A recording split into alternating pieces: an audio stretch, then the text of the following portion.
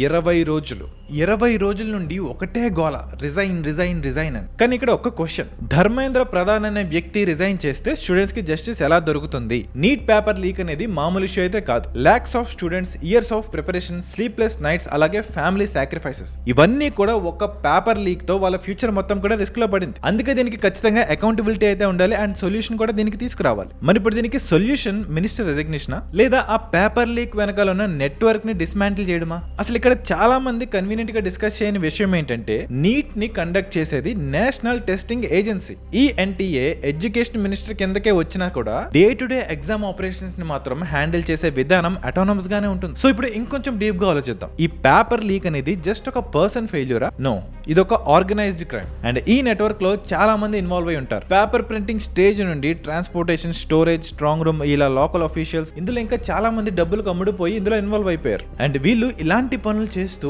ఒక్కోసారి ఒక్కొక్క ట్రిక్ ని వాడుతున్నారు. కొన్ని ఇన్వెస్టిగేషన్స్ ప్రకారం కోచింగ్ సెంటర్స్ కూడా వీటికి కనెక్షన్స్ ఉన్నాయని తెలుస్తుంది. అంటే ఇది ఒక నెట్వర్క్ అండ్ ఈ నెట్వర్క్ ని జస్ట్ ఒక రెసిగ్నేషన్ తో బ్రేక్ చేయలేరు. ఫస్ట్ మనం సిస్టమ్ ని సెక్యూర్ చేయాలి, ఇన్సైడర్స్ ని ఐడెంటిఫై చేయాలి, మనీ ట్రైల్ ని ట్రేస్ చేయాలి. ఇదంతా కూడా చాలా ఫాస్ట్ గా జరగాలి. అప్పుడు దీనిలో ఎవడెవడికి కనెక్షన్స్ ఉన్నాయో అన్ని బయటపడతాయి అండ్ అప్పుడు ప్రతి ఒక్కరిని పీక్కుంటూ వెళ్ళిపోవాలి. అండ్ మోస్ట్ ఇంపార్టెంట్లీ, ఫ్యూచర్ లో లీక్ ఇంపాసిబుల్ అయ్యే సెక్యూరిటీని మనం బిల్డ్ చేసుకోవాలి అండ్ అదే దీనికి పర్మనెంట్ సొల్యూషన్. కానీ మన డిబేట్ ఏంటి? 20 రోజులుగా ఒకటే రుద్దుడు, రిజైన్ అని. అది తప్ప ఇంకోటి లేదు. ఇంకా ఈ అపోజిషన్ కూడా ఛాన్స్ బై డాన్స్ అన్నట్టు ఎవరికి ఇష్టం వచ్చినాడు వచ్చేస్తున్నాడు, ఏదేదో మాట్లాడేస్తున్నాడు, యాంటీ హిందూ స్లోగన్స్ చేస్తున్నాడు, ఇంకా ఏదేదో చేసి వెళ్ళిపోతున్నాడు. పైగా ఇది ఇప్పుడు చెర్రీ ఆన్ టాప్ అయింది. ఇప్పుడు దీన్ని ఏ లెవెల్ కి తీసుకొచ్చారంటే, మోడీ హటావో దేశ్ బచావో అనే స్లోగన్ స్టార్ట్ చేశారు అండ్ వీడు ఏమంటున్నాడు చూడండి.